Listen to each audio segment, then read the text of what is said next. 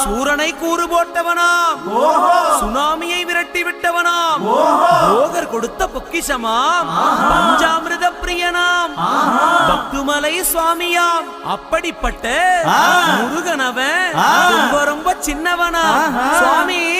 சின்ன சின்ன முருகைய சிங்கார முருகைய கொஞ்சி கொஞ்சி தமிழ் பேசும் செந்தில் வடிவேலனவ.